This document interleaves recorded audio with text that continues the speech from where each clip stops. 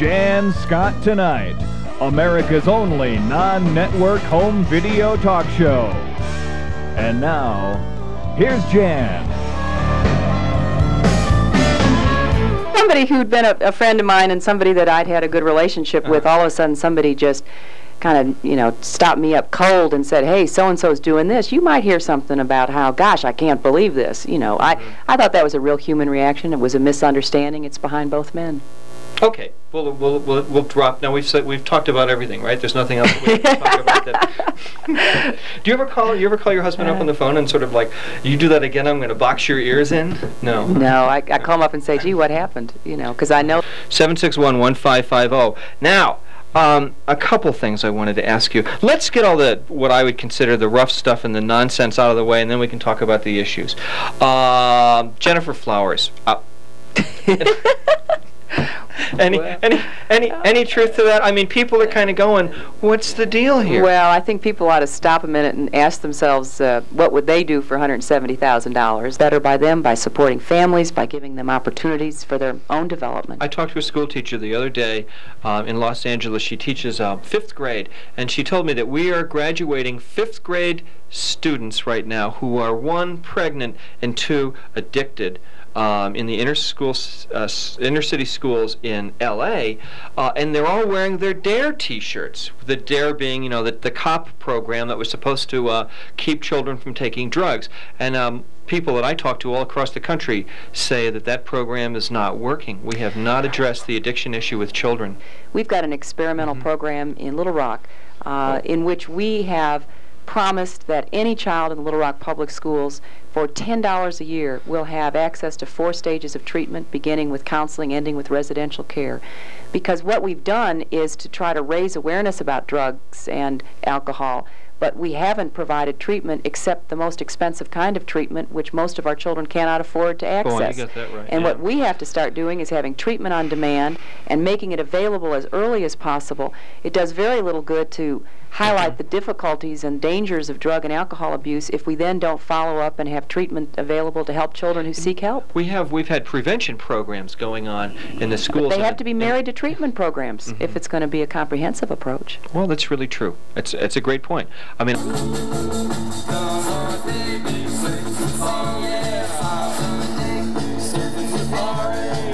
good evening, everybody. Welcome to the Jann Scott Tonight automotive review segment of this evening's show. Tonight, this is the Saab 9000 Aero. Well, here we are up on top of Flagstaff Mountain here in Boulder, Colorado, where I live. A beautiful place to talk about the Saab. Why? Because Saab's made in Sweden, and Sweden's the land of snow and hills and ice. I mean, look at this hill here. We took the Saab up this particular course, and let me tell you how it handled. Ladies and gentlemen, I think we're going to take the car for a ride here. We'll give you some idea of how it handles. Is our cameraman all buckled in? No. No? Ha ha! I love it when they don't buckle in! Ha ha! Turbo lag. See, I don't know if you can see that on this. There is some turbo lag in this car. Here we are in Flagstaff. Yeah, remember the pizza lag, too. Okay. There it is. You see that right up? Red line's at 6,000. Notice the driving position. Jan doesn't have a seatbelt on. He should.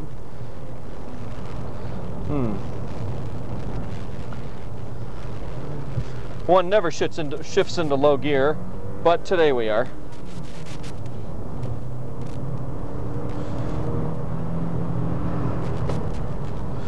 The brakes are a little spongy for a high-performance car. I don't like coming out of a lot of high speeds or through a lot of turns and then having to hit the brakes really hard on this particular car. 75, they're real. Like the gear shift.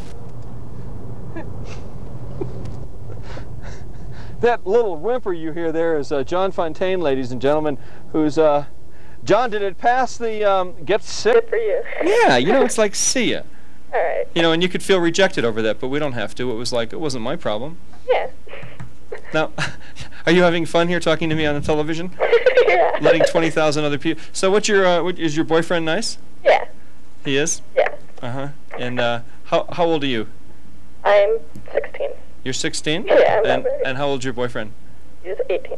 He's 18. Oh, so you go out with older men. Yeah. And does he ever take you out? Yeah. Did you go to the malt shop or what? They hung up. That was it. We blew it with the malt shop. I knew it. Anyways, these air traffic controllers. You air traffic controllers watching this show tonight over there at Stapleton Airport, right next door, you know, and you pilots that are in the coffee room, please don't grow any marijuana in your house and don't smoke any when you're flying airplanes for us. All right. Instantly, almost immediately, the Academy Awards are tonight.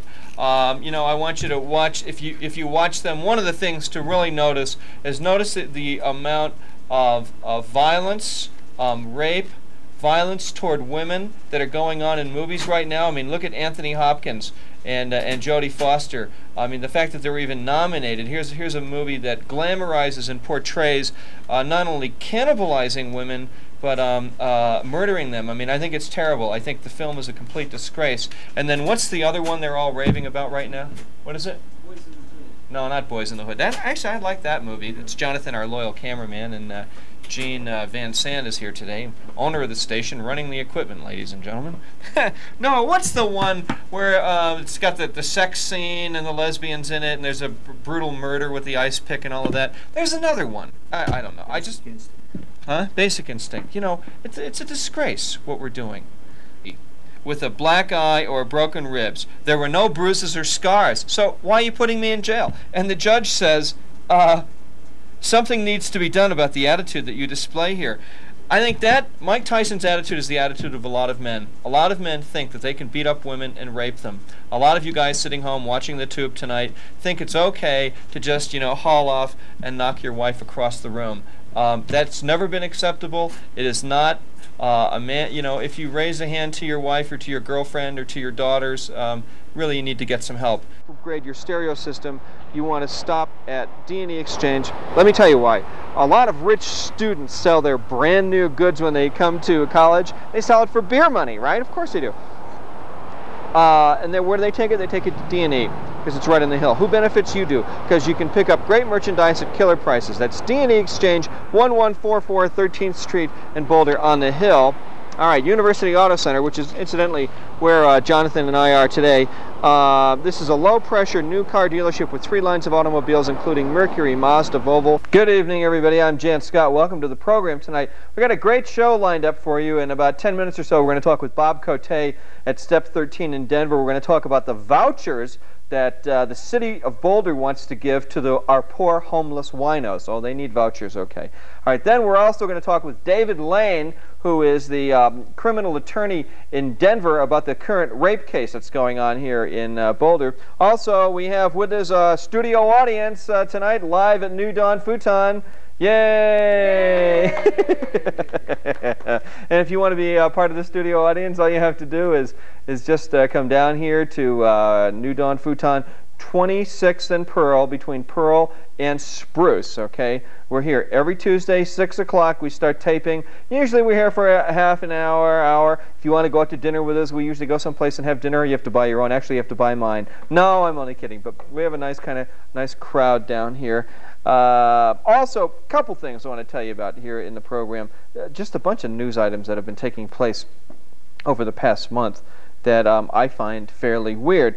Here's one, as a statement by Ross Perot. He said to Kurt Loder, when Loder interviewed him on MTV, Perot said, "Let me talk to the men. I've got no respect for you at all. As far as I'm concerned, you're dirt. If you create a baby and walk away from it, that's not a man, that's not a boy, that's a jerk."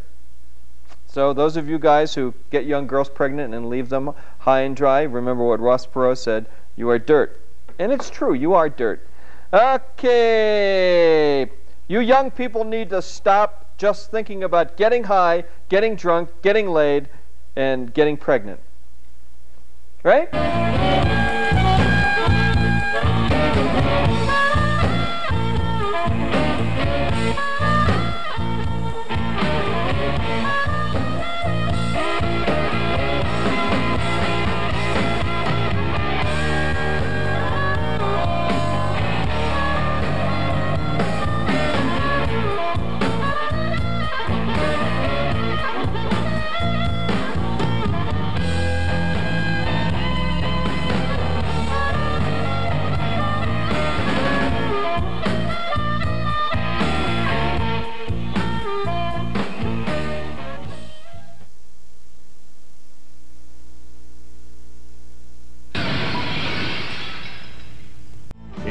Jann Scott Tonight, America's only non-network home video talk show. And now, here's Jann.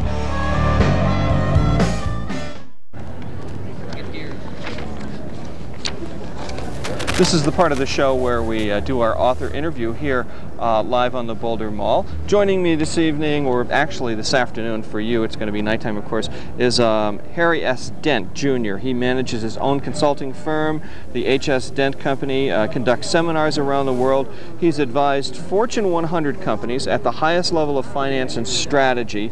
He's also served as the CEO of several smaller companies. Since 1986, he has been researching and reporting on economic cycles. Mr. Dent is a graduate of Harvard Business School, and he was a Baker Scholar. Let me just read this for you. This is the book, incidentally, okay? It's called The Great Boom Ahead, Your Comprehensive Guide to Personal and Business Profit in the New Era of Prosperity. Okay. Contrary, this is what the blurb says about the book, and then we're going to get into it with him here in a second. Contrary to the predictions of most economists, the economy is not headed for a long period of slow growth or for a terrible depression. What's going to happen? What we're going to see happen, we have some more of this kind of real estate shakeouts been happening around the world. The next place it's going to hit is Japan. They have a banking and S&L crisis much worse than ours. And that may cause some problems, but the fundamental trends are up, up, up. Well, Japan has a much bigger real estate and banking crisis than we have. They leverage their economy to the hilt to give their corporations money to out-invest our corporations and win this kind of industrial war out there. They are having very bad problems right now, political, social, and economic. And I think in the next year or two, they may be the kind of final phase of this difficult period that may back up on our economy. But in the longer term, all the fundamentals for our economy point up. Baby boomers, largest generation in history, are going to move into their peak spending years, and this is something we can measure like a clock. People peak in their spending in their late 40s, the top of their family cycle. Information technologies are really going to move mainstream, really affect our workplace and our lives more than any time in history. And we're going to continue to see lower interest rates and lower prices. Yeah.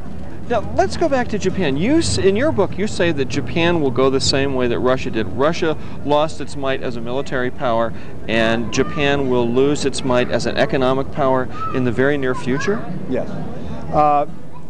They are all based on the old paradigm of top-down management of your economy and an industrial economy, and those things are going out. Our industrial companies are downsizing because a new information revolution is coming forward, and it's going to spawn new industries, new products and services. Japan doesn't lead in those products and services, and its very means of top-down governing is obsolete in the information age. So they're going to fail, and just like the Soviet Union did. So let's talk about a guy like Tom Peters, and he seems to have affected President Clinton. You know, Clinton's always using that expression, growing a company. I mean, is this the kind of business management that we'll begin to see now in America with the boomer generation? Yes, the type of stuff Tom Peters has been chronicling for the last decade. Only a small minority of our companies really manage frontline, turning people into businesses, making decisions, and using information technologies. That's going to go mainstream in the coming years. Really? It used to be called intrapreneurialism. Yeah. Is that right? Okay. Why are you so bullish on the economy, and you say that the Dow is going to go to 8,500? Yeah, I mean, people don't understand that the fundamental trends that drive our economy, they're not generated by politicians. They're set in motion decades back. The baby boom was born in the 40s and 50s. They're the reason our economy's booming and are going to boom. Information technologies were innovated in the 70s. They're the reason these growth industries are going to emerge. And all we do is give people simple tools in this book so they can track them. They can understand when the economy's going to boom. They can understand what type of businesses are going to grow, either to work for or to manage or to buy or to invest in. And it's really simple if you understand what's driving this new economy. Rush Limbaugh criticizes, as an example, he criticizes Bill Clinton, and then again he criticized George Bush. I mean, does Rush Limbaugh, George Bush, or Bill Clinton really have any effect on what you're talking about? Not in the long term. These trends are set in motion. People will follow the trends. Reagan will reduce interest rates and taxes because he can at the time. A president before him wouldn't have been able to do that.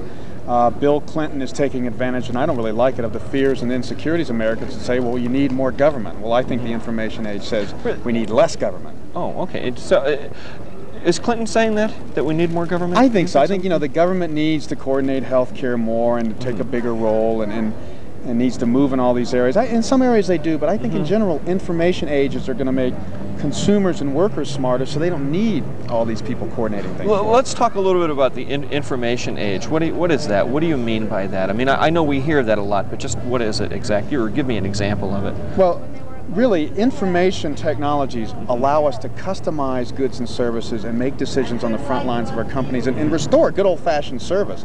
It's not about computers. None of us really like computers that much, at least most of us don't. But let me tell you, I mean, the power of computers is unprecedented of any technologies in history. We're going to see in 10 years, and this is a projectable fact, the power of 16 Cray supercomputers, the biggest computers in the world, on one little chip for less than $100. That's the progress of semiconductor technologies. That means that the average person's going to be able to access any information they want, video, audio, any type, but more importantly than that, it means we're going to be able to access expert systems. Doctors are going to have systems you can diagnose yourself with, accountant systems you can do your own taxes with. Frontline workers are going to have stuff, and salespeople on the front lines designed by smart people back there where they can look like pros, analyze stuff for customers even if they can't add or subtract. So that's what it's important. It's going to change our lives and work. It's not so important that we have more computers just for computers' sake. Harry S. Dent is the person we're talking with today. The book is called Parity. Okay.